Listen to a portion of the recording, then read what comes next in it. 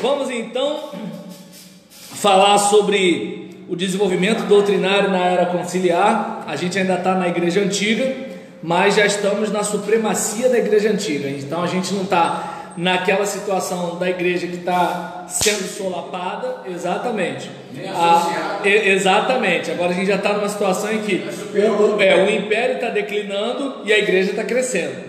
Claro, institucionalmente, certo? Porque parece que igreja forte mesmo era aquela quando o pessoal morria queimado, morria flechado, sem cabeça. Parece que naquele período a igreja era forte. Agora parece que ela assim, ela está forte no aspecto secular, mas forte que você fala no aspecto dentro. Ou seja, ficou uma igreja poderosa no mundo e não necessariamente uma igreja poderosa no espírito como antes, entende? E aí nesse caso, entre 313 a 451, as controvérsias teológicas foram resultando em concílios que tentaram resolver as questões em disputa através da formulação de credos. A gente já chegou a falar isso anteriormente, lá atrás, certo? E deixa eu ver aqui isso. Os grandes credos, né? Eles foram, se a gente for olhar, dois grandes períodos de controvérsia teológica na história da igreja. Os grandes credos do protestantismo foram formados no período da disputa teológica ao tempo da reforma. O período anterior de controvérsia teológica aconteceu entre 325 e 451, quando os concílios universais ou ecumênicos de líderes da igreja foram convocados para resolver os conflitos. Esses concílios fizeram grandes formulações universais, como os credos niceno e atanasiano. Neste período estabeleceram-se os principais dogmas da igreja cristã. Bem, a palavra dogma, hoje em dia, ela por exemplo, talvez ela não tenha uma boa conotação. Quando você fala em dogma, parece que está falando de uma coisa negativa hoje em dia. Mas a palavra dogma vem através do latim, da palavra dogma, que derivou do verbo doqueu, e esta palavra significa pensar. Os dogmas ou doutrinas formuladas neste período foram resultados de pensamento e pesquisa demorados por parte dos cristãos no afã de interpretarem corretamente o significado da Bíblia nas questões disputadas e de evitar as opiniões errôneas, doxai, dos filósofos. Então a gente percebe que a intenção era o quê? Vamos nos debruçar nesse assunto, vamos pesquisar, vamos suar a camisa para a gente não dar qualquer resposta boba para os anseios da nossa audiência. A ideia era essa. E o período é uma boa ilustração de como um forte zelo pela doutrina pode levar uma pessoa ou uma igreja involuntariamente ao erro, se não se fizer um estudo equilibrado da Bíblia. Assim como Sabélio chegou a negar a trindade essencial ao tentar salvaguardar a unidade de Deus. Ário descambou para uma interpretação antibíblica do relacionamento de Cristo com o Pai em sua tentativa de evitar aquilo que ele considerava ser o perigo do politeísmo. Então percebe que assim, enquanto o sabelianismo ele nega a doutrina, porque Deus é um só. O Ário ele nega a divindade de Jesus, porque ele também quer evitar o politeísmo. Então você percebe que numa intenção boa surgiram duas heresias na história da igreja, certo? Então pode-se indagar por que a controvérsia sobre problemas teológicos aconteceu tão tarde na história da igreja antiga. O fato é que nos tempos da perseguição, a submissão a Cristo e à Bíblia era mais importante do que o significado de certas doutrinas. Então o pessoal conseguia viver assim, fulano acredita assim, Beltrano acredita assado, mas todo mundo aqui crê em Jesus, vamos seguir, porque a espada está no pescoço. Agora Deus está abaixado? Não, peraí gente, agora a gente está com tempo e com folga para discutir a doutrina e a teologia.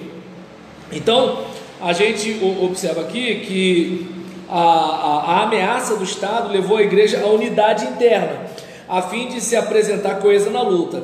Desse modo, então, a tentativa de Constantino de unificar o império para salvar a civilização clássica significou que a igreja precisaria ter um corpo unificado de doutrinas se quisesse ser o cimento capaz de manter unido o corpo político. Um império precisa de um dogma. Então percebem a preocupação do político em relação à igreja? Por quê? Porque se a igreja ficar dividida, pulverizada, não há unidade. Se não houver unidade, não adiantou nada a igreja romana. Entende? Então, a gente, por exemplo, vê que o método adotado pela igreja para resolver essas diferenças fundamentais de interpretação sobre o significado da Bíblia foi a realização de concílios ecumênicos ou universais, geralmente convocados e presididos pelo imperador romano. Houve 7 concílios que representaram a igreja cristã toda. Os grandes líderes da igreja de todas as partes do império representaram suas respectivas regiões e participaram na busca de solução para os problemas teológicos que preocuparam os cristãos nesta época. Então, pegando a questão da teologia, que a gente tem algumas discussões, né? A teologia, cristologia e antropologia. Quanto à questão da teologia, as relações entre as pessoas da Trindade, vamos pensar na relação do Filho com o Pai na eternidade. Na Europa Ocidental, Tertuliano, por exemplo, insistira sobre a unidade de essência entre 3 personalidades como a interpretação correta da Trindade. No caso, desse modo, a controvérsia se centralizou na parte oriental do Império. Deve-se ter em mente que a Igreja sempre tem lutado com as concepções unitarianas de Cristo. O unitarianismo moderno tem seus predecessores no arianismo e no socinianismo do século XVII. Entre 318 ou 19, o bispo Alexandre, o bispo de Alexandria, discutiu com seus presbíteros a unidade da Trindade. Um dos presbíteros, Ário, erudito, asceta e pregador popular, atacou o sermão, indicando que se equivocava ao estabelecer uma distinção entre as pessoas da divindade. Em seu desejo de evitar uma concepção politeísta de Deus, Ário acabou concebendo uma doutrina que recusava a verdadeira divindade de Cristo. E a gente tem uma questão soteriológica aqui. Poderia Cristo salvar o homem se ele era um semideus, menor que Deus e de essência semelhante ou diferente do Pai, como Eusébio e Ário afirmavam? Certo? Então, como era a sua relação com o Pai? A controvérsia cresceu tanto que Alexandria teve que condenar Ário através de um sínodo. Ário fugiu então para o palácio de Eusébio, bispo de Nicomédia, lembra? Aquele que batizou Constantino no final da vida, que fora seu companheiro de estudos. Com a centralização da polêmica na Ásia Menor, cindiu-se a unidade do império e da igreja. Constantino procurou resolver o problema com cartas ao bispo de Alexandria e a Ário, mas a polêmica extrapolava o âmbito de uma carta do imperador. Constantino convocou então um concílio dos bispos da igreja a fim de encontrar uma solução para a controvérsia.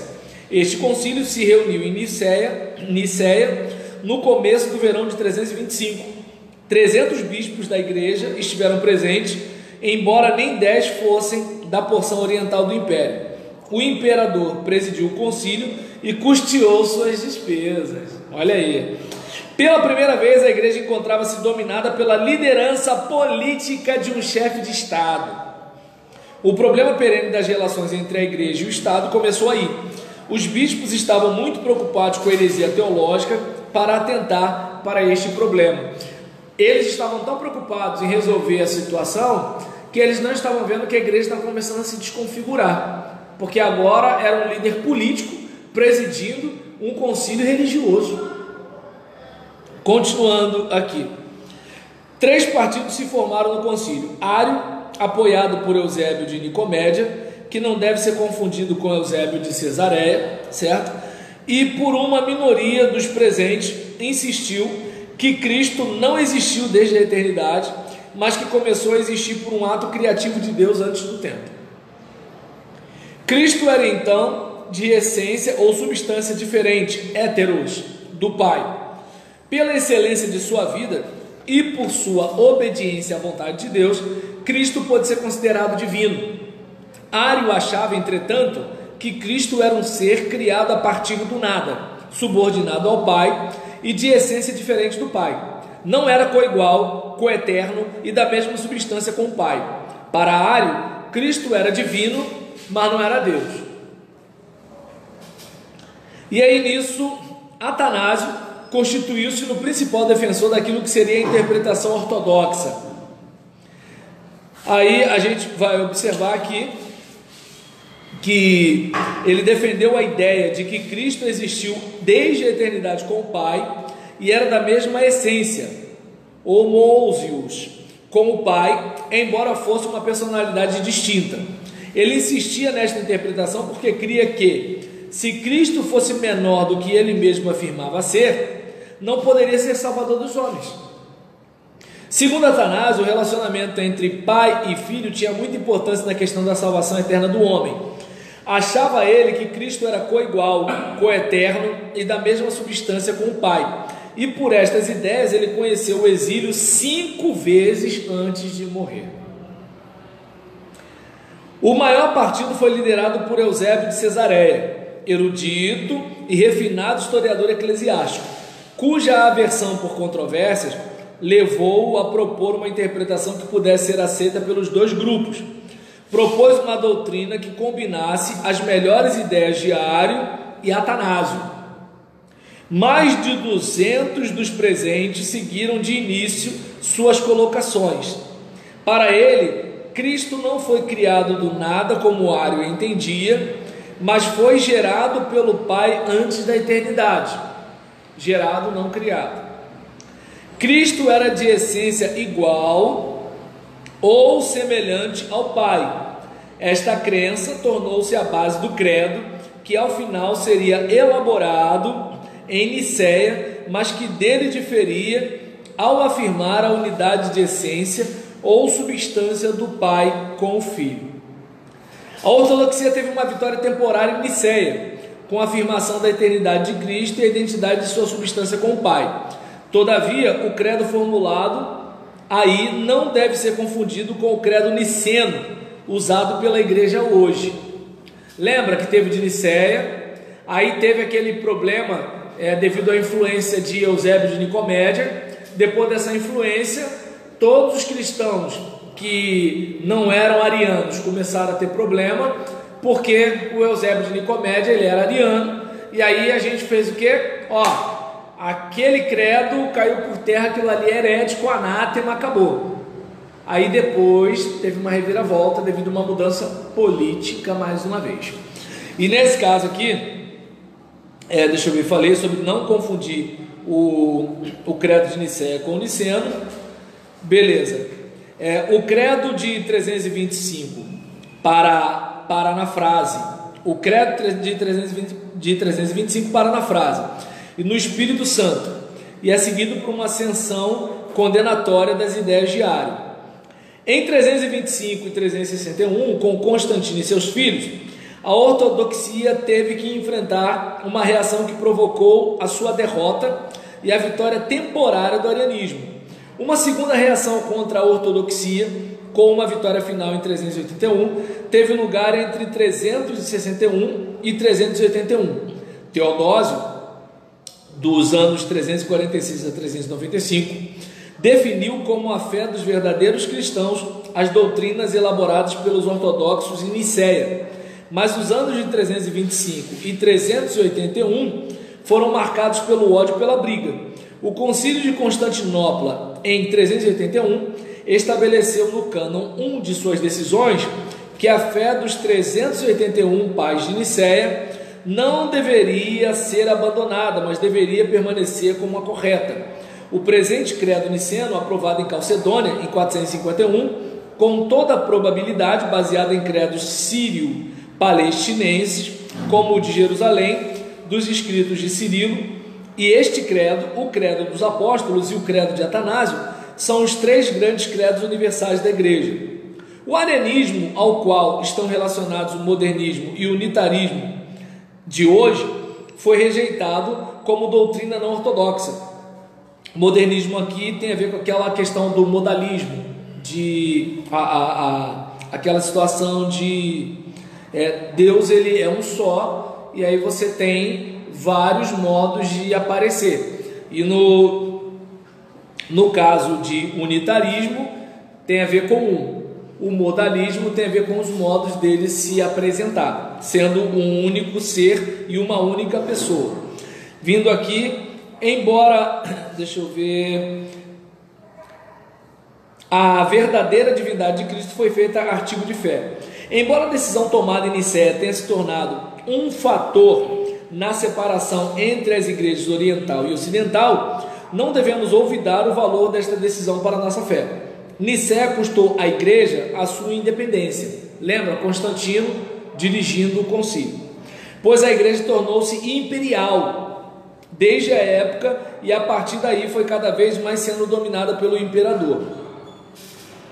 E a igreja no Ocidente foi capaz de se livrar deste domínio, mas a igreja no Oriente jamais se livrou do domínio do poder político do Estado. Então a gente viu aqui a relação do Filho com o Pai na eternidade. Agora vamos ver aqui também a relação do Espírito Santo com o Pai. Macedônio, bispo de Constantinopla, de 341 a 360, ensinava que o Espírito Santo era ministro e servo no mesmo nível dos anjos. Cria que o Espírito Santo era uma criatura subordinada ao Pai e ao Filho. Isto era uma negação da verdadeira divindade do Espírito Santo, que seria tão maléfica a doutrina do Espírito Santo como foram as ideias de Ario acerca de Cristo. O Concílio Ecumênico de Constantinopla condenou as ideias de Macedônio em 381.